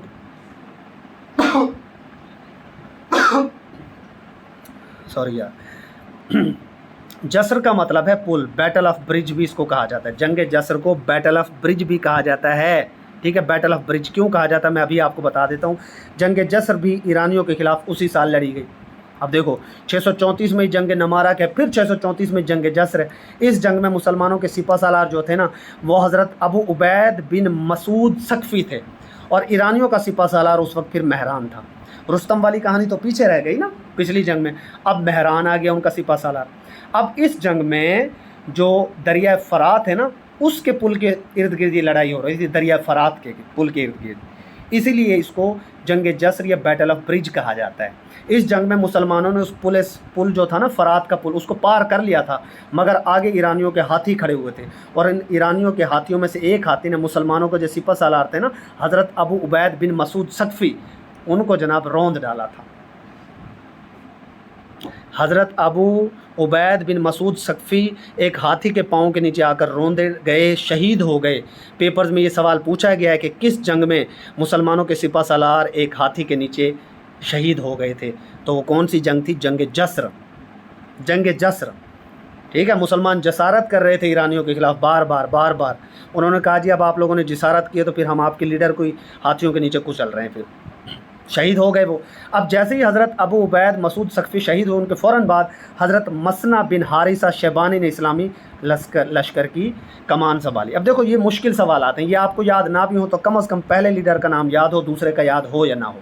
इस वक्त तक बहुत देर हो चुकी थी और आधा मुसलमान लश्कर उस वक्त तक फ़रार हो चुका था। ये जो जंग जसर है ना, इसमें मुसलमानों को काफ़ी ज़्यादा नुकसान हुआ और मुसलमानों का आधे से ज़्यादा लश्कर फ़रार हो गया था। और ये वो जंग है जिसमें मुसलमान तकरीबन 3000 मुजाहिदीन दरिया फ़रात में डूब कर शहीद हुए और मुसलमानों को शिकस्त का सामना करना पड़ा है। अब देख लो, पहली 2 जंगों में मुसलमान ईरानियों के खिलाफ अच्छे खासे फाते रहे, लेकिन जंग जस्र में ईरानियों की ये जसारत रही है कि उन्होंने मुसलमानों को शिकस्त दे दी है इस जंग में, ठीक है। और इस जंग में बड़े मशहूर सहाबी हज़रत माज बिन जबल भी शामिल थे। हज़रत माज बिन जबल वही हैं जिन्हें पहला गवर्नर बनाया था किस इलाके का? हज़ूर पाक सल्लल्लाहु अलैहि वसल्लम को पहला गवर्नर बनाया था एक मशहूर इलाके का, और इनको गवर्नर बनाकर भेजा था हज़रत अबू जंदल को। पीपीएससी के पेपर्स में, एफपीएससी के पेपर्स में पूछा गया है कि हज़रत माज बिन जबल को हज़ूर पाक ने गवर्नर बनाकर भेजा था किस इलाके का? ये आपसे क्वेश्चन है, रिपीटेड क्वेश्चन है ना। तो इस तरह के क्वेश्चन को भी अगर हर क्वेश्चन को यार मैं ही बता दूँ तो फिर आपका क्या फ़ायदा है। बहरहाल जी, हज़रत माज बिन जबल भी इस जंग में फ़रार लोगों में शामिल थे। और कुरान पाक में फिर एक आयत आई हुई थी कि जो जंग बदर से मुसलमान फ़रार हुए थे ना, जंग बदर में भी कुछ मुसलमान फ़रार हो गए थे, तो उसके मुतालिक कुरान पाक में आयत आई थी कि वो लोग जो है अपने ईमान से उस वक्ती तौर पर फिर गए थे। खैर बाद में कुरान पाक में अल्लाह ताला ने उनको माफ़ भी कर दिया था। बहरहाल जब भी हज़रत माज बिन जबल तरावियों की इमामत करवाते थे और फ़रार के मुतालिक कुरान की आयत पढ़ते थे तो आप रो पढ़ते थे, लेकिन हज़रत उमर फ़ारूक उन्हें तसल्ली देते थे कि ये आयत आपके लिए नहीं है, आप इसके मुस्ताक नहीं हैं। क्योंकि मुसलमानों ने बहरहाल जंग तो बहादुरी से लड़ी थी, सम टाइम बुरा वक्त भी आ जाता है। इस जंग में दरिया फ़रात के किनारे, दरिया फ़रात के अंदर 3000 मुसलमान शहीद हुए। जंग जस्र बहुत बड़ी, मतलब एक ना मुसलमानों की एक नाकामी की जंग है, तो ये भूलनी नहीं चाहिए आपको।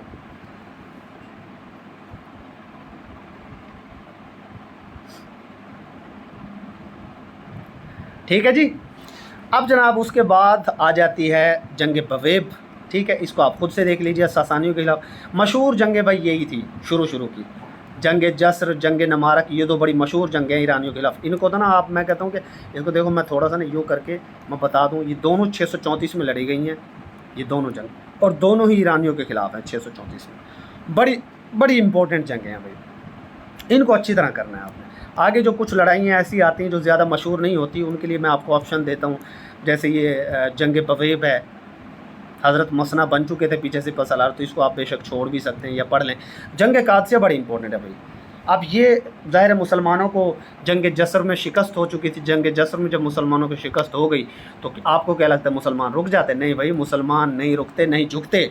फिर जंग कादसिया फाइनल बैटल है ईरानियों के खिलाफ, اور یہ فیصلہ کن جنگ محرم کے مہینے میں 14 ہجری میں 636 عیسوی میں لڑی گئی، یعنی 2 سال تک مسلمانوں نے پھر تیاری کی ہے ٹکا کے، اور پھر جنگ قادسیہ میں مسلمانوں نے اٹیک کیا ایرانیوں کے اوپر، اور جنگ قادسیہ میں نے پھر تباہ کر کے رکھ دیا ایرانیوں کو۔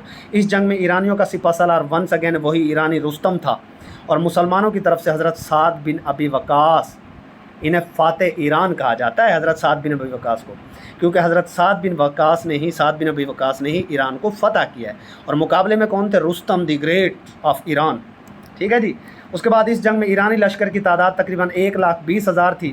حضرت کاکا جو ہے نا بڑے مشہور ہیں، اس جنگ میں انہوں نے بڑے زبردست قسم کی لڑائی لڑی تھی اور بڑے بہادری سے اپنے بہادری کے جوہر دکھائے تھے۔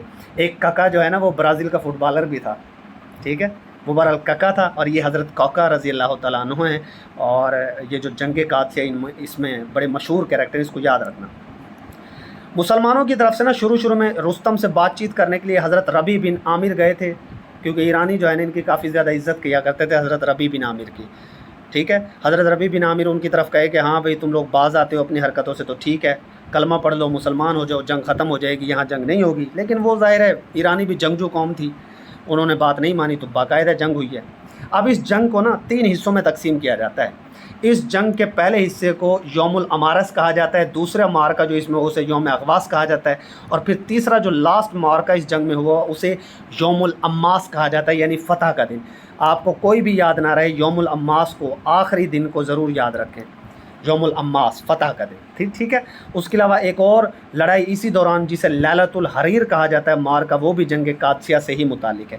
کبھی پیپر میں پوچھ لے جائے کہ لیلۃ الحریر کی جو لڑائی ہے وہ کس جنگ کا حصہ ہے، مطلب مختلف ٹکڑیوں میں لڑ رہے ہوتے تھے نا، کہ جی ایک ٹکڑی کہیں لڑ رہی ہے، اس کو ایک جیسے آج کل فوجیں لڑتی ہیں تو بٹالینز کا نام ہے، تو لیلۃ الحریر جو ہے مارکا وہ بھی جنگ قادسیہ سے ہی متعلق ہے۔ اس جنگ میں پھر فائنلی ایرانیوں کو مسلمانوں نے شکست دے دی اور قادسیہ مسلمانوں کے قبضے میں آ گیا۔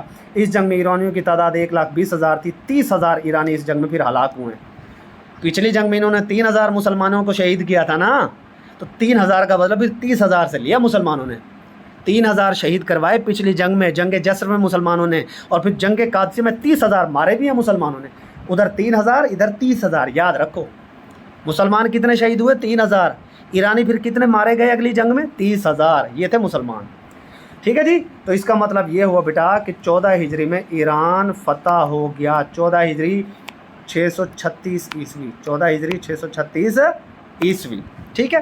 اس کے بعد 2 سال بعد 16 ہجری میں ایران میں پہلی بار نماز جمعہ پڑھائی گئی، پہلی بار۔ اس کے بعد جی ایک اور بڑی امپورٹنٹ جنگ، اب دیکھیں نا حضرت ابو بکر صدیق کے دور میں ایرانیوں کے خلاف بھی جنگ لڑی جا چکی تھی، اور رومیوں کے خلاف تو حضرت ابو بکر کیا حضرت محمد صلی اللہ علیہ وسلم کے دور سے جنگ لڑی جا رہی تھی، لیکن رومیوں کو مسلمان پوری طرح ہرا نہیں پا رہے تھے۔ لیکن پھر آیا حضرت عمر فاروق کا دور، اور جنگ یرموک لڑی گئی ہے پھر جناب رومیوں کے خلاف، ٹھیک ہے، اور یہ رومیوں کے خلاف لڑی جانے والی پھر یہ بھی فتح کن جنگ تھی، ٹھیک ہے۔ اور یہ جنگ بھی کب ہوئی ہے؟ 636 میں رومیوں کے خلاف۔ 636 یار بڑا شاندار رہا مسلمانوں کے لیے، 636 میں جنگ قادسیہ میں ایرانیوں کو ہرا دیا، 636 میں جنگ یرموک میں رومیوں کو ہرا دیا۔ یرموک کا مطلب ہے دریا، ٹھیک ہے۔ جنگ یرموک کا دوسرا نام جنگ واقوسا یا جنگ واقوسا بھی ہے، جسے گردن توڑ کہا جاتا ہے، بڑی شدید جنگ تھی۔ رومی تو بھائی رومن امپائر بڑی طاقت تھی، ٹھیک ہے۔ اس کے بعد جی جنگ یرموک میں مسلمانوں کے سپہ سالار حضرت خالد بن ولید تھے، اور حضرت خالد بن ولید آف کورس ان کو ہرانا اتنا آسان نہیں تھا، تو فاتح یرموک آپ انہیں کہہ سکتے ہیں۔ اور رومیوں کا سپہ سالار ونس اگین وہی تھیوڈر، رومیوں کا سپہ سالار تو چلا آ رہا نا تھیوڈر، ٹھیک ہے۔ ایرانیوں میں زیادہ تر رستم ہے، رومیوں میں تھیوڈر ہے، ٹھیک ہے۔ مسلمانوں کے حضرت خالد بن ولید مشہور تھے۔ مختلف روایات کے مطابق اس جنگ میں تقریباً 40,000 مسلمان شامل تھے۔ اس جنگ کے نتیجے میں 1,00,000 رومی فوج ہلاک ہوئی ہے، 1,00,000 رومی فوج، ٹھیک ہے۔ تو جنگ یرموک اور جنگ قادسیہ 636 ہیں، 636 عیسوی، اچھے طریقے سے یاد کر لیجئے۔ اس کے بعد جنگ جلولہ ہے، ایرانیوں کے خلاف پھر لڑی گئی ہے، کیونکہ دیکھیں ایران کو مکمل طور پر مسلمان فتح کر چکے تھے، بٹ ظاہر ہے جس علاقے کو آپ فتح کرتے ہیں وہاں پر کچھ نہ کچھ لوگ بغاوت بھی کرتے ہیں اور جنگ جو اٹھتے ہیں آپ کے خلاف۔ تو جنگ جلولہ 637 میں پھر ایرانیوں کے خلاف دوبارہ لڑی گئی، اور جو باغی تھے ان کو کرش کر دیا گیا، ٹھیک ہے۔ یہ جنگ عراق کے میدانوں میں لڑی گئی ہے، ایران میں نہیں۔ وہ جو ایران سے کچھ باغی جو ایران سے جو ہے نا کچھ ظاہر ہے ایران کے جو فوجی تھے، جو ایران کے جنگجو تھے، وہ بھاگ کے کہاں چلے گئے تھے؟ عراق میں، اور عراق میں پھر وہ پلاننگ کر رہے تھے کہ جناب یہ جنگ قادسیہ کا بدلہ لیا جائے مسلمانوں سے. تو مسلمانوں نے ان کو عراق میں جا کے کرش کیا. اتنی بڑی طاقت ہوا کرتے تھے مسلمان، جیسے آج کل امریکہ ہر علاقے میں گھس کر مار دیتا ہے. ٹھیک ہے، تو مسلمان اس طرح کی جو ہے نا سازش کرنے کا، سازش کو کامیاب ہونے کا انتظار نہیں کرتے تھے. تو ان ایرانیوں کو جو مسلمانوں کے خلاف سازش کر رہے تھے، عراق میں بیٹھ کر ان کو جنگ جلولہ میں کہتے ہیں نا جلا کے رکھ دیا، ختم کر دیا. پھر اس کے بعد جی آخری معرکہ حضرت عمر فاروق کے دور کا ہے، معرکہ نہاوند. اور معرکہ نہاوند کو فتح الفتوح کہا جاتا ہے، کیونکہ یہ سب سے بڑی اور آخری فتح تھی مسلمانوں کی. حضرت عمر فاروق کے دور کی آخری جنگ معرکہ نہاوند ہے. کسی بھی خلیفہ راشد کے آخری جنگ کو بھی اچھی طرح یاد کیجیے. اور یہ جنگ لڑی گئی ہے 642 عیسوی میں. 642 عیسوی اس لیے بھی مشہور ہے کہ 642 عیسوی میں ہی حضرت خالد بن ولید اس دنیا سے چلے گئے تھے. ٹھیک ہے جی. معرکہ نہاوند کو فتح الفتوح بھی کہا جاتا ہے. اس جنگ میں مسلمانوں کے سپہ سالار حضرت لقمان تھے اور ایرانیوں کے سپہ سالار مروان شاہ تھے. اب دیکھو پھر سے ایرانیوں کے خلاف، ایرانی بھی ہار نہیں مان رہے تھے، وہ بھی کہہ رہے تھے ہم واپس لیں گے اپنا ایران، لیکن مسلمان ان سے باقاعدہ لڑتے رہے. قادسیہ کی جنگ میں نا مسلمانوں کو فائنل فتح مل گئی تھی ایرانیوں کے خلاف. اس کے بعد بہرحال جنگ جلولہ ایرانیوں نے واپس لینے کے لیے لڑی ہے ایران کو. معرکہ نہاوند لڑی ہے، لیکن معرکہ نہاوند میں بھی ان کو شکست ہوئی، جنگ جلولہ میں بھی ایرانیوں کو شکست ہوئی ہے. ٹھیک ہے. تو اگر آپ غور کریں حضرت عمر فاروق کے دور میں، تو حضرت عمر فاروق کے دور میں جو بڑی ساری لڑائیاں ہیں، زیادہ 4-5 لڑائیاں تو ایرانیوں کے خلاف لڑی گئی، اور ایک جو جنگ ہے وہ رومیوں کے خلاف لڑی گئی. کب؟ 636 میں جنگ یرموک، اور فتح ہوئی. اس کے علاوہ بیت المقدس بھی حضرت عمر فاروق کے دور میں ہی فتح ہوا ہے. ٹھیک ہے، 15 ہجری میں بیت المقدس. ٹھیک ہے. فاتح بیت المقدس حضرت عمر فاروق کو ہی کہا جاتا ہے. فاتح ایران حضرت سعد بن ابی وقاص، پیچھے میں بتا چکا ہوں. فاتح یرموک میں کس نے ہرایا تھا رومیوں کو؟ حضرت خالد بن ولید نے. عہد فاروقی کی کچھ مزید اہم لڑائیاں ہیں، ان کو آپ خود سے پڑھ لیجئے گا، چھوٹی چھوٹی سی لڑائیاں ہیں. ٹھیک ہے. یہ دیکھیے جی، یہ بیت المقدس 15 ہجری میں فتح ہوا ہے، اور شام جو ہے نا 14 اور 15 ہجری میں مکمل فتح ہوا. شام اگر آپ کو یاد ہو پیچھے، فاتح شام یاد ہے کچھ پیچھے، جو حضرت ابوبکر صدیق کے دور میں شام فتح ہو چکا تھا اچھا خاصا. مکمل فتح جو ہے نا پھر حضرت عمر کے دور میں ہوئی ہے. تو کبھی پیپرز میں آ جائے شام کن کے دور میں فتح ہوا مکمل طور پر، تو حضرت عمر کے دور میں. ویسے اچھے خاصے علاقے، شام کے علاقے حضرت ابوبکر صدیق کے دور میں بھی فتح ہو چکے تھے.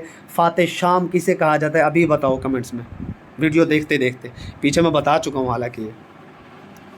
اس کے بعد ہی بیت المقدس 15 ہجری میں حضرت عمر کے دور میں فتح ہوا. ٹھیک ہے. بیت المقدس کے وقت جو ہے نا عیسائیوں نے صلح کے لیے شرط رکھی تھی کہ حضرت عمر فاروق خود ان کے سامنے صلح کرنے کے لیے آئے، ورنہ جنگ. بہرحال انہوں نے کون سی صلح کرنی تھی، جنگ ہی ہوئی اور مسلمانوں نے بیت المقدس کو فتح کر لیا. تو یہ عیسائیوں اور مسلمانوں اور یہودیوں کے درمیان بیت المقدس کی جنگ آج تک جاری ہے. حضرت ابو عبیدہ پھر سے وہ آ ہی گئے، دیکھیں حضرت ابو عبیدہ کو فاتح شام کہا جاتا ہے اور فاتح بیت المقدس بھی کہا جاتا ہے. اب یہ جو حضرت ابو عبیدہ ہے نا، فاتح بیت المقدس حضرت عمر کو اس لیے کہا جاتا ہے کہ ان کے دور میں فتح ہوا، اور حضرت ابو عبیدہ کو اس لیے کہا جاتا ہے کہ فاتح بیت المقدس، کیونکہ بیت المقدس کی جنگ میں یہ مسلمانوں کے سپہ سالار تھے. تو فاتح شام اور فاتح بیت المقدس، ان دونوں کے فاتح آپ حضرت ابو عبیدہ کو یاد رکھیں. اور کس کے دور میں فتح ہوئے؟ حضرت عمر کے دور میں. اس کے بعد جی حضرت عمر بن العاص کو فاتح مصر کہا جاتا ہے. ٹھیک ہے. حضرت سعد بن ابی وقاص کو فاتح ایران. تو یہ فاتح بھی آپ نے یاد رکھنے ہیں. اور بھی عراق کو جو ہے فتح 16 ہجری میں کیا مسلمانوں نے. ٹھیک ہے. آپ کو پتہ ہی عراق کے اندر مسلمان ایرانیوں سے جنگ لڑ کے آئے تھے، جنگ جلولہ ابھی پیچھے پڑھایا نہیں ہے. تو ظاہر ہے جب جنگ جلولہ ایرانیوں سے مسلمان عراق میں جا کے لڑ رہے ہیں، تو وہ عراق کے کافی زیادہ علاقے مسلمان فتح کر چکے تھے. پھر 16 ہجری میں مسلمانوں نے مکمل طور پر عراق کو بھی فتح کر لیا حضرت عمر فاروق کے دور میں. اگر آپ طریقے سے چیزوں کو پڑھیں نا ایک ہسٹری کو، تو بڑی مزیدار ہوتی ہے، آرام سے یاد ہو جاتی ہے. اس کے علاوہ اور بھی کافی زیادہ چیزیں مسلمانوں نے فتح کی ہیں عراق کے. آخری ایران کا بادشاہ یزدگرد تھا. ٹھیک ہے. تو یہ ساری چیزیں آپ لوگ پڑھ لیجئے گا. پھر حضرت عمر فاروق کی جناب وفات ہے. حضرت عمر فاروق نے مسلمانوں کے اوپر جو خلافت کا دور ہے 10 سال 6 ماہ 4 دن کا آپ کا دور خلافت ہے. 634 سے 644 عیسوی تک کا آپ کا دور خلافت ہے. ٹھیک ہے جی. حضرت عمر فاروق کو ابو لؤلؤ فیروز نے شہید کیا، جو کہ مغیرہ بن شعبہ کا غلام تھا. اب یہ جو ابو لؤلؤ فیروز ہے نا، یا مغیرہ بن شعبہ کا غلام تھا، لیکن اس کا کچھ لین دین تھا، کچھ معاملات تھے मुगैरा बिन शैबा के साथ। तो फ़ैसला हज़रत उमर की अदालत में आया, तो अबू लुलु फ़िरोज़ चाहता था कि हज़रत उमर उनके हक़ में फ़ैसला दें, लेकिन हज़रत उमर ने फ़ैसला हक़ की जानिब दिया, यानी मुगैरा की तरफ फ़ैसला दिया। तो अबू लुलु फ़िरोज़ ना बहुत ज़्यादा गुस्से हुआ और उसने हज़रत उमर को धमकी भी दे रखी थी कि मैं आपको जो है शहीद करूँगा, नाउज़ बिल्लाह। तो बहरहाल इस तनाज़ा में ना फिर अबू लुलु फ़िरोज़ ने ना हज़रत उमर को शहीद आखिर एक दिन कर ही दिया, और खंजर के 6 वार किए इसने हज़रत उमर पर। और उस वक्त हज़रत उमर फ़ारूक नमाज फ़ज्र की इमामत करवा रहे थे। इतनी ज़रूरत नहीं थी कि सामने से हमला कर सकते, नमाज फ़ज्र की इमामत करवा दे रहे थे। बिल्कुल इसी तरह आगे चलकर आप हज़रत अली का शहादत पढ़ेंगे, वो भी नमाज की इमामत ही करवा रहे थे। और जनाब फिर जो है हज़रत उमर फ़ारूक यकम मुहर्रम 24 हिजरी में शहीद हो गए। 644 ईस्वी, हिजरी में पढ़ें तो 24 है और ईस्वी में पढ़ें तो 644 है, याद रखिएगा। शहादत के वक्त आपकी उम्र 63 बरस थी। आपकी नमाज जनाजा हज़रत सुहेब रूमी ने पढ़ाई है, जबकि आपने किसकी जनाजा पढ़ाई थी? हज़रत अबू बकर सिद्दीक़ के पीछे मैंने पढ़ाया। आप रज़ी अल्लाह तआला अन्हु भी हज़रत उमर, आप भी हज़ूर पाक के पहलों में मदफून हैं। जब आप शहादत के करीब थे ना, ज़ख्मी थे, तो आपने अपने बेटे को भेजा था हज़रत अम्मा आयशा के पास कि उनसे इजाज़त लेकर आएँ कि मैं हज़ूर पाक के पहलों में दफन होना चाहता हूँ। तो हज़रत अम्मा आयशा कहती हैं कि वो लोग आए मेरे पास, उनके बेटे। तो हज़रत अम्मा आयशा ने कहा कि वो जगह वैसे मैंने अपने लिए रखी हुई थी, लेकिन चलें अब हज़रत उमर ने कह दिया तो मैं टाल नहीं सकती। तो फिर इस तरह हज़रत उमर फ़ारूक जो है ना वो हज़ूर पाक सल्लल्लाहु अलैहि वसल्लम के पहलू में दफन हुए। और हज़रत अम्मा आयशा फरमाती कि जब तक वहाँ पर मेरे आका हज़ूर पाक सल्लल्लाहु अलैहि वसल्लम और मेरे बाबा हज़रत अबू बकर सिद्दीक़ मदफून थे, तब तक मैं वहाँ पर बग़ैर पर्दे के जाया करती थी। लेकिन जब वहाँ पर हज़रत उमर फ़ारूक मदफून हो गए तो मैं वहाँ जब भी जाती तो पर्दे की शक्ल में जाती थी और बहुत कम जाती थी। यह है इस्लाम में पर्दे की हिदायत। जबकि आजकल हमारी बीवियाँ क्या कहती हैं? पर्दा जी आँखों का होता है। तो मेरी बेटियों, मेरी बहनों, पर्दा आँखों का नहीं होता, पर्दा पर्दा ही होता है। आप हज़रत अम्मा आयशा से ज़्यादा पाकीज़ा नहीं हैं, आप हज़रत बीबी फ़ातिमा से ज़्यादा शर्म व हया की पैकर नहीं हैं, उनसे ज़्यादा शर्म व हया आपके अंदर हो ही नहीं सकती। यार सीधी सी बात है, जब अल्लाह ताला ने पर्दे के अहकामात जारी कर दिए तो पर्दा है और आपको पर्दा करना है। मुसलमान मर्दों को अपनी निगाहें नीचे रखनी हैं। बड़ी सिंपल बात है, इसमें कोई दो राय ही नहीं है। अगर आप ये कहें कि जी नहीं जी मेरा तो ईमान बड़ा पुख्ता है जी, तो भाई इस्लाम जो है इनफरादियत पर बात नहीं करता। इस्लाम जो है इज्तमाही हुक्म देता है। एक ऐसी चीज़ जिसे इज्तमाही तौर पर नुकसानात पहुँचते हो, इस्लाम उसको कभी अलाउ नहीं करता। कोई एक मर्द ऐसा हो सकता है जो 10 औरतों के बीच में बैठ कर अपने ईमान को सही रख सके, हो सकता है, लेकिन वो एक इनफरादी केस है। लेकिन ज़्यादातर जब भी कोई मुसलमान मर्द औरतों के दरमियान में बैठेगा तो उसके ईमान के ऊपर डाका ज़नी शैतान कर सकता है। इसी तरह कोई औरत बेपर्दगी में जाएगी तो उससे नुकसान ही पहुंचना है, ऑफ कोर्स। ठीक है, आपका दिल जितना मर्जी साफ़ हो, लेकिन आपकी वजह से अगर कोई दूसरा शख्स किसी भी तरह गुनाह में मुर्तकिब हो रहा है, गुनाह का मुर्तकिब हो रहा है, तो ऑफ कोर्स आपको भी उसकी सज़ा मिलनी है। तो ये जो बीबियाँ फरमा देती हैं ना कि जी अखां दा पर्दा होंदा है और मेरी जो जी आंखों में शर्म है, मेरा दिल साफ़ है। भाई दिल कहाँ से साफ़ है? जब आपने अल्लाह और उसके नबी का हुक्म ही नहीं माना तो आपका दिल साफ़ कहाँ से हुआ? आप तो बागी हैं इस्लाम की। तो खुदारा होश के नाखून लें और इन चीज़ों पे अमल किया करें। इस्लाम का जो हुक्म है उसको मनो अन माना करें, और अगर नहीं मानती तो फिर अपने आप को गुनहगार तस्लीम करें। ये ढिठाई होती है। एक तो बंदा एक दाढ़ी ना रखे, अगर मैं दाढ़ी नहीं रखता और मैं ये कहूँ जी दाढ़ी रखने से क्या फ़र्क पड़ता है जी, तो ये तो एक मतलब ढिठाई है आपकी। एक तो आप दाढ़ी रखते नहीं, फिर ऊपर से आप ये कहते हैं जी मेरी मर्ज़ी, मेरी दाढ़ी मेरी मर्ज़ी। भाई एक तो आप पर्दा करते नहीं और फिर आप अपनी मर्ज़ी की बात भी करते हैं। आप अपनी मर्ज़ी बिल्कुल कर सकते हैं। अल्लाह ताला ने आपको 2 रास्ते दिए, अच्छाई का रास्ता, बुराई का रास्ता। लेकिन ऑफ कोर्स जब आप बुराई का रास्ता चुनेंगे तो आपको उसकी सज़ा मिलेगी। अच्छाई के रास्ते पर जाएंगे तो आपको उस ईमान की ताकत की वजह से आपको अल्लाह ताला नवाजेगा। So simple. Stay blessed. Allah हाफिज़।